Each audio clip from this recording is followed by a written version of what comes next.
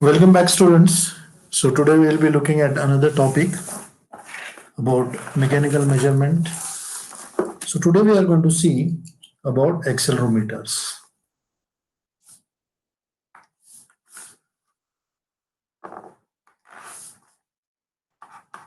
Accelerometers,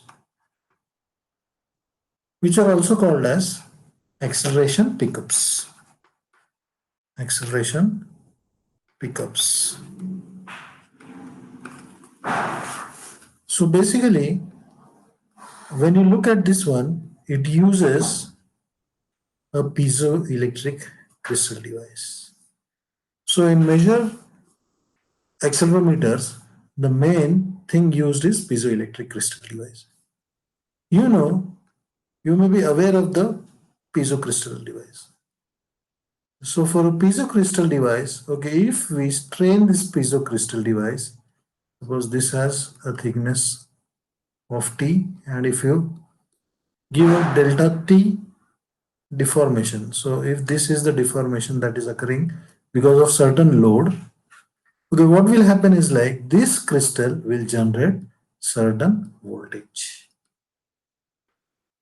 So basically we are going to use the same fundamentals for this piezoelectric type of accelerometers. You see a piezoelectric crystal disc is kept out in this zone. A known mass and a spring is attached up over here. So this mass is going to produce a force. So F is equal to m into A. So this is the known quantity mass. Now this body of whose acceleration is to be found out, this entire accelerometer is kept on it. So this is going to vibrate with certain acceleration, say A.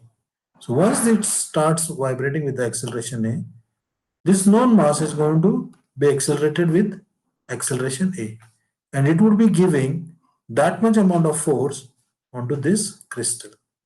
So once this much amount of, there is certain strain that would be induced because of this force, there would be certain voltage that would be generated across this leads of the piezo.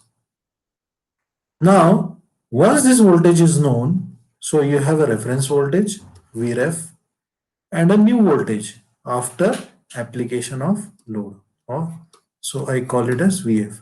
So you can know that okay, for this much amount of deformation, this much amount of voltage generated, and this can be calibrated to accelerations.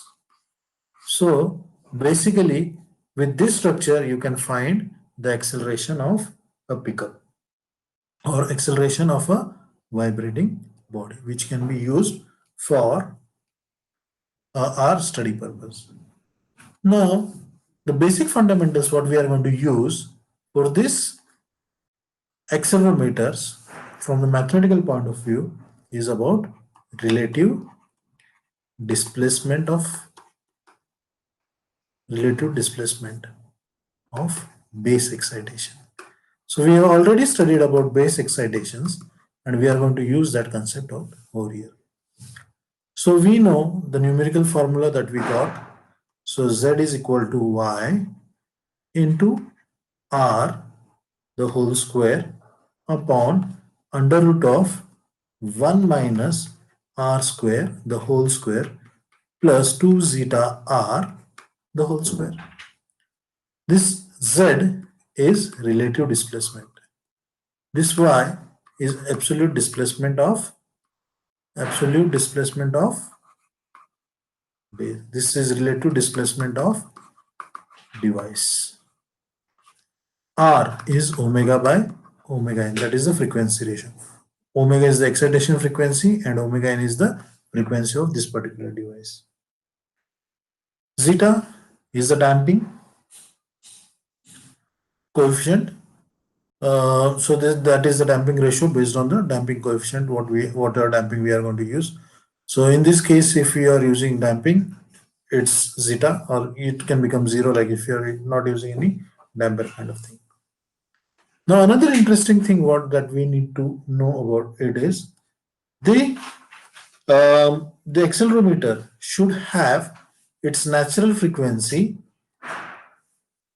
as high as possible. Why? So omega n, this is very important. This is very important.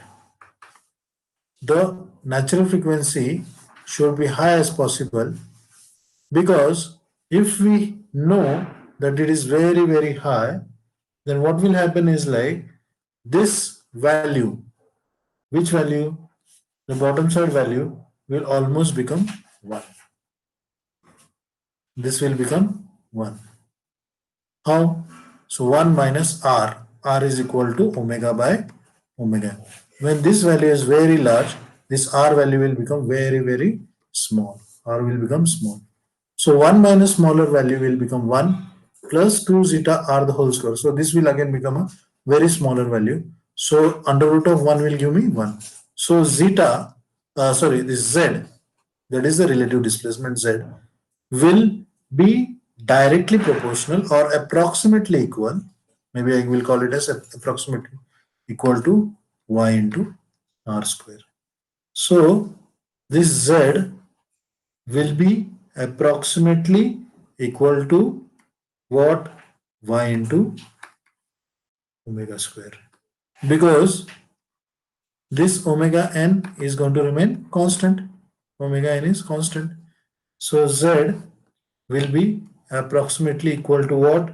It would be equal to y double dot. If you remember, we had y is equal to sine of omega t, y dot is equal to omega cos of omega t, and y double dot is equal to minus omega square into into what? So differentiation of this one will give us sine of omega t. And this omega t is nothing but, if I have a some constant a over here, so y is equal to minus omega square a into this a sine of omega t is nothing but this y. So it is directly this one. So this y omega square is nothing but your acceleration. So this z will give me y. So always remember, the omega n for accelerometer should be very large.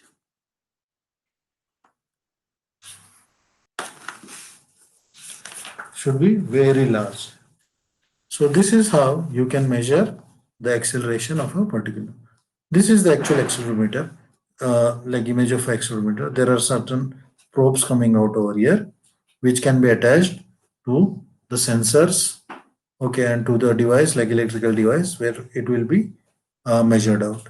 And this entire, this is the accelerometer, and this base is kept on the machine for which you require the readings to be taken. So we'll stop for this lecture of accelerometer. Hope you enjoyed it. If you have any question, query, any doubt, please put in the comment section, or you can call me. Thanks. I will stop the recording now.